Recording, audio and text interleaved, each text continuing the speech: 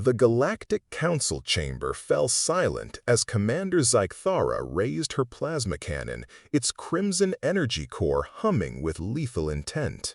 The human delegate, Marcus Chen, stood calmly at the center of the crystalline amphitheater, surrounded by representatives from 47 different species. His dark eyes held no fear, only mild curiosity. "You dare mock the hegemony's ultimatum?"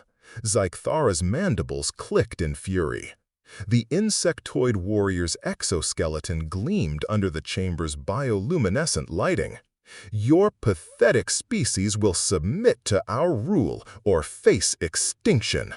Marcus adjusted his simple black suit jacket and smiled. "Well, that's not very diplomatic of you." The other delegates shifted nervously in their seats. The Vorthak hegemony had conquered 17 systems in the past cycle alone. Their plasma weapons could vaporize reinforced durasteel in seconds. No species had ever survived a direct hit from their military-grade cannons.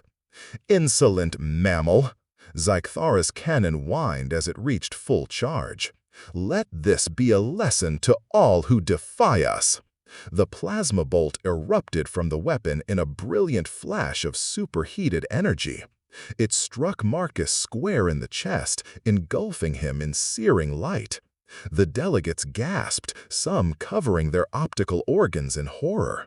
When the light faded, Marcus stood exactly where he had before. His suit was slightly singed, thin wisps of smoke rising from the fabric. He looked down at the scorch mark across his chest, then back up at the stunned alien commander, and laughed. It started as a chuckle, then grew into full-bodied laughter that echoed through the chamber. The sound was alien to most species present. Humans were among the few creatures in the galaxy that expressed amusement audibly. "That actually tickled," Marcus said, brushing ash from his lapel. "Did you remember to charge that thing properly?" Zykthara's compound eyes bulged. "Impossible! Nothing survives hegemony plasma." The ethereal delegate from Proxima Centauri floated forward, her translucent form shimmering with amazement. "How is this creature still alive?" Marcus shrugged. "Oh, this? My great-grandfather was at Hiroshima. My grandmother worked in Chernobyl cleanup. My parents lived through the solar flare crisis of 2087. He paused, noting their blank stares. "Sorry, those probably don't mean much to you folks." He gestured casually at the still-smoking cannon.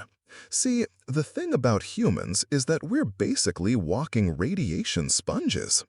Our planet tried to kill us with cosmic rays, UV radiation, nuclear accidents, and toxic waste for millennia. We adapted." He grinned. "Your plasma weapons? They're basically just really expensive sun lamps to us." The crystalline delegate from Kepler 442b resonated in confusion. "This cannot be. The energy output was sufficient to destroy a small vessel." "Yeah, about that," Marcus continued, his tone conversational. "We've been getting hit with solar radiation that's roughly equivalent to your plasma blasts every day for our entire evolutionary history. Our cells literally have built-in repair mechanisms for this kind of damage. It's like, imagine if someone threw a glass of water at a fish." Commander Zykthara fired. Commander Zykthara fired again, this time with both cannons. The twin beams struck Marcus simultaneously, creating an explosion that shook the chamber walls. When the energy dissipated, Marcus was still there, now patting out small flames on his sleeves. "Okay, that one stung a little," he admitted. "But you're just making me hungry." Radiation exposure always does that to humans, something about accelerated metabolism. The chamber erupted in chaos as delegates began shouting in dozens of languages. The mighty hegemony, conquerors of systems, had found their weapons useless against a single human in a business suit. Marcus raised his hands for quiet. "Look, I appreciate the warm welcome, literally, but maybe we could discuss this like civilized beings. Earth is happy to share our radiation resistance technology. We've got great sunscreen recipes.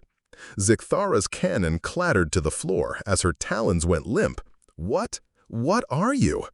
Marcus smiled that easy human smile that had charmed and terrified species across the galaxy. We're just the species that learned to laugh at extinction events. Now, about that trade agreement.